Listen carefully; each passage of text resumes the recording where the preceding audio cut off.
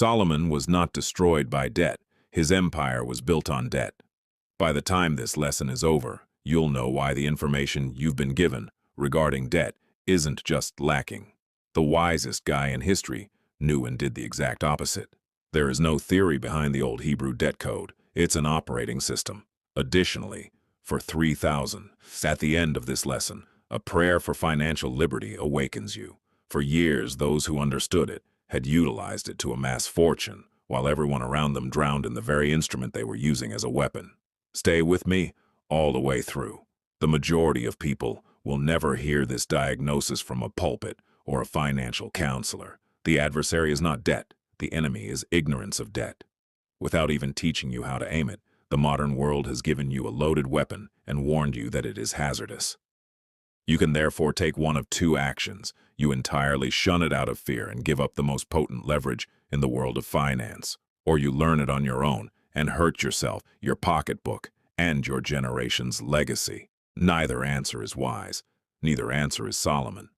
It took the contemporary financial world 3,000 years to unintentionally find what Solomon knew about debt. Debt is not a prerequisite. It is a partnership.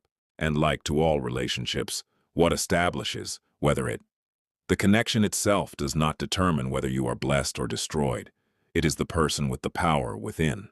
Perhaps the most misinterpreted financial verse in all of Scripture is found in Proverbs. It is heard as a warning by most people. The borrower is the lender's servant, and the rich rule over the impoverished. After reading servant, they cease. They come to the conclusion that debt is slavery and leave with their dread validated. However, Solomon wasn't penning a cautionary label. He was creating a map. He was outlining the structure of a relationship so that the wise may decide whether to occupy the master seat or the servant seat. The servant position was never occupied by Solomon. He created mechanisms that allowed him to hold the position of lender indefinitely, the ruler, the person to whose duties were owed. Furthermore, neither heavenly favoritism nor good fortune were the means by which he accomplished this. The Hebrew debt coddle was applied precisely. I want to take a moment to accomplish something crucial before delving further into the story of Solomon's wisdom.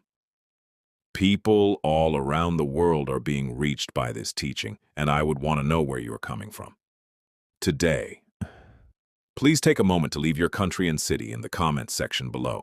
Let's check out the location of this community. From many nations and continents, united in the search for age-old knowledge, let us know where you are. We must first comprehend what debt meant in the ancient Hebrew world in order to comprehend how Solomon used it as a weapon, because it means something very different from what you can see on your credit card bill right now.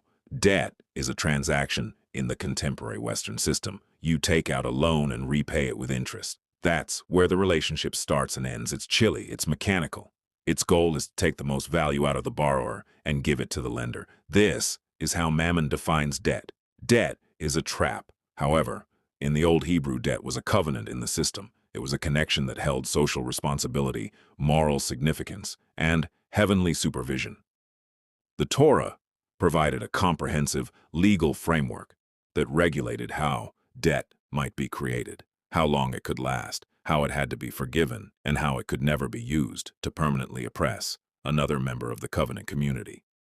This was not a sign of weakness.